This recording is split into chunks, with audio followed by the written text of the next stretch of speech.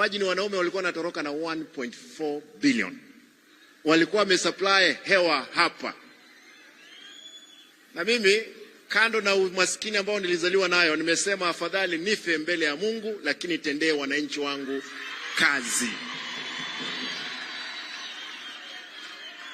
Kwa hivyo mheshimiwa, utasikia vitina nyingi. Tunataka kwenda kuona rais apange mambo ya impeachment. Aya, rati ifanywe.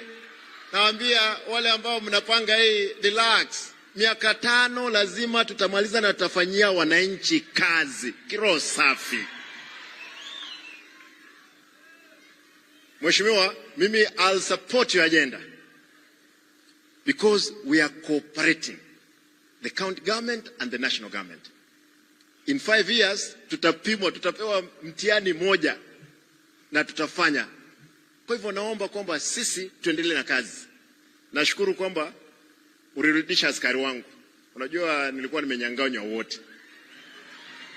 Sasa niko nao na uliponiongelesha nashukuru kwamba wamerudi. Sasa tunaendelea kufanya kazi. Tuhakikishe kwamba wananchi. Kitu ya pili na ya mwisho.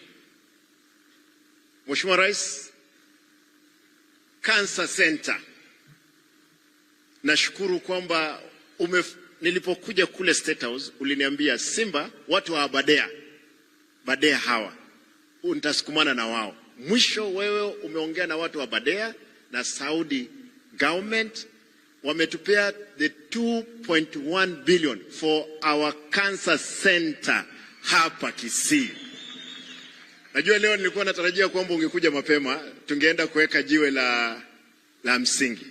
Lakini tulipokuwa tunaongea na waziri hapa aliniambia karibu tarehe 9 utakuja.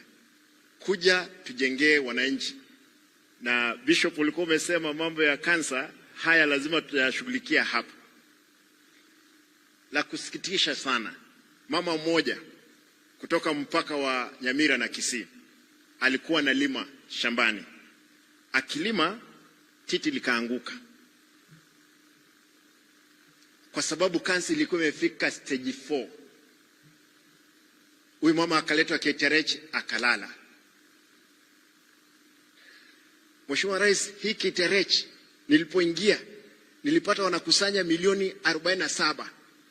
Nikafukuza yule ambaye alikuwa amesimamia pale. Leo hii wanakusanya 180 million from 47. This is what we want to do to our people. Mheshimiwa Rais, hawa wangwana, kuna wangwana hapa wa bodaboda. Umesikia fujo nyingi sana juu ya bodaboda. Nataka niseme bila kusita. Nilikuja State House, Mheshimiwa Rais, nikakwambia natengeneza kikundi cha wana bodaboda. Ukaniuliza Simba, unataka pesa ngapi? Nikupea milioni 1, nikakwambia hapana, wewe ni rais. Tafadhali ongezea mimi kitu. You gave me 2 million. Nikaongezea 3 million. Hawa wangwana wakusanya 2 million. Ziko kwa benki. Kwa sababu tulipoweka kwa bank, vita ilianza. Ni kwamba West Time we have been very lucky. Mgawanyiko mkubwa. We have had 3 speakers.